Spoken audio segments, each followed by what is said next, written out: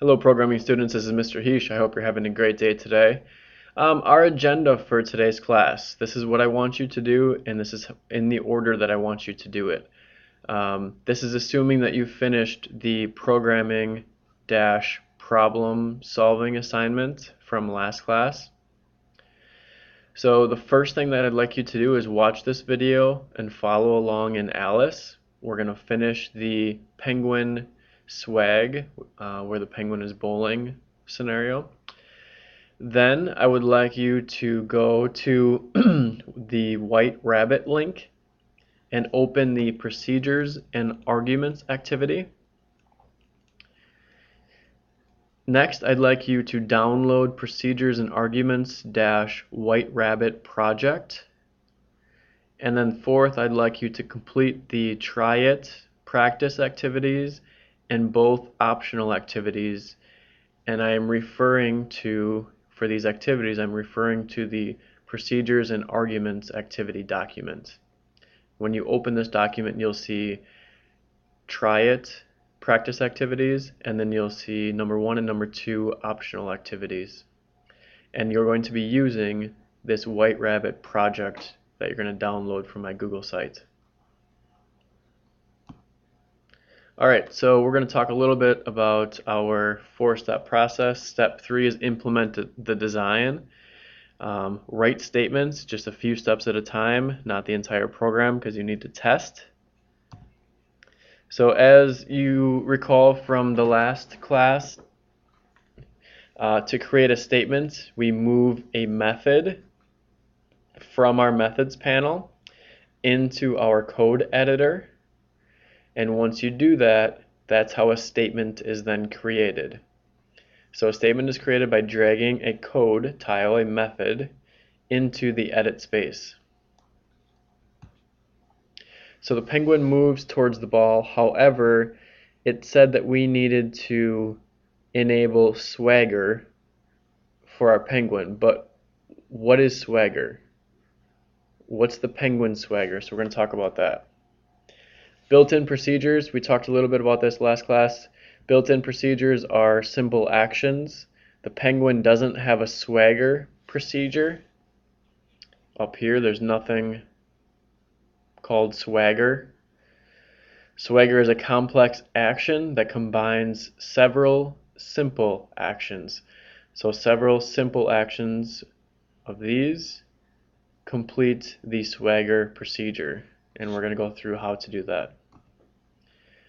So a decomposition, remember we need to decompose difficult statements, the penguin swagger. If we decompose that, do in order, we have our comments.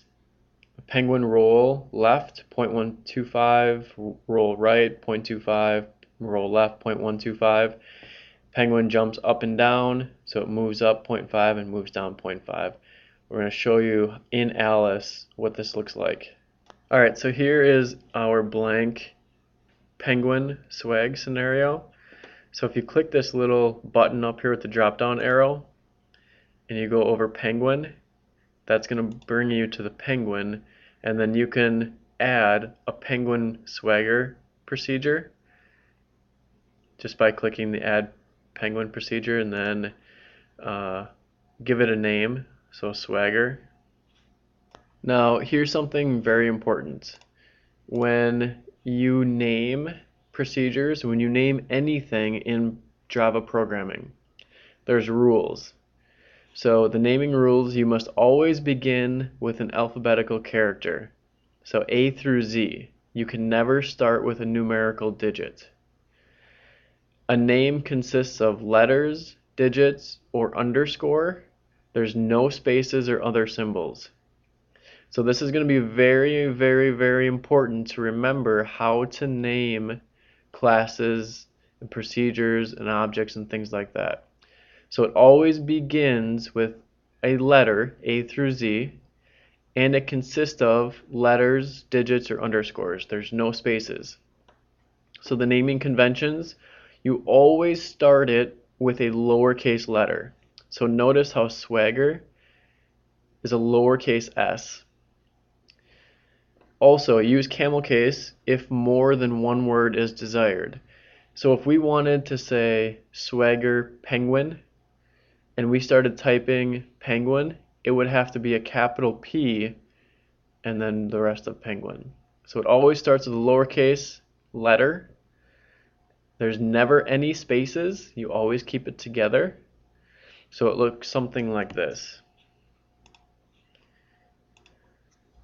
So Swagger Penguin. And if you try to do something different,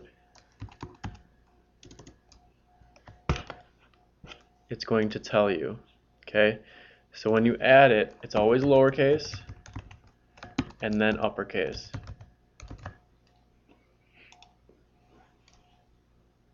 Alright, so then when you come to you named your new procedure, this would be blank. Now I already filled this in. Make sure you add the comments, and you can review the last video to show how we add comments and how to set up your comments. Okay, so this is for your program, for the procedure, and then this is for each of the actions underneath. So penguin rolls to the left, to the right, and returns upright. So we're going to add a roll left, a roll right, and a roll left. Then we have another comment, penguin jumps up and down, move up, move down. Alright, so then once you open your Swagger procedure, the penguin class tab is opened and a new tab for Swagger, for the Swagger method is created. This is where we add the code to implement the Swagger procedural method, and then you'll also notice it's now under procedures. As we've talked in this class, vocab is extremely important. This,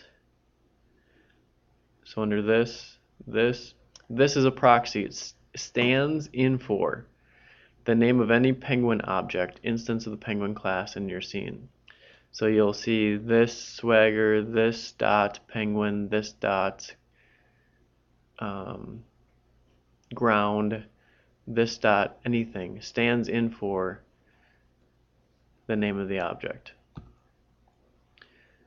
Class tab shows all the methods, procedures, and functions. We looked at that already. The comments, we've talked about comments.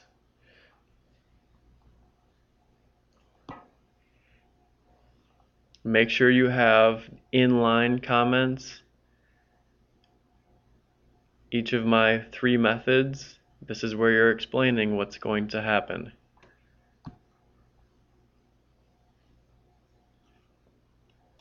And now we're just implementing each of these methods into our procedural method. Remember, just by dragging over. So this is what it looks like if it's complete. Please have comments in there. Very important. Then go back and test by clicking the Run button. At this point, all we did is we created a new procedure.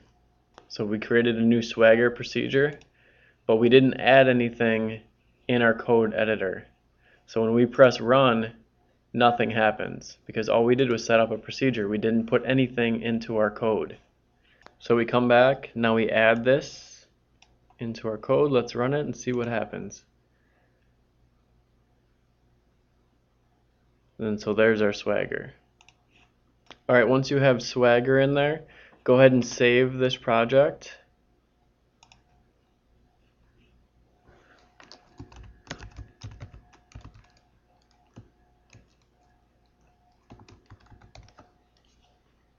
Notice how I did the naming convention, lowercase, and then the camel case with a second word in there, no space, so it's an uppercase S.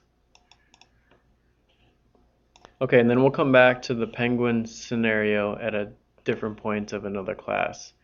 We're going to talk about arguments.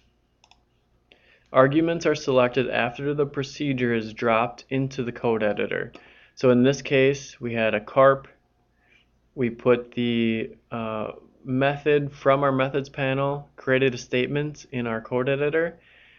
The argument types may include object direction, direction amount, and time duration. An argument is a value that the procedure uses to complete its task. So these with their red borders, these are arguments. These can be changed to complete the move and the turn task. The argument menu offers default argument values to select from. You can also select the choose custom decimal number.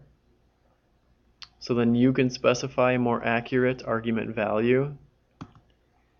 So that's arguments.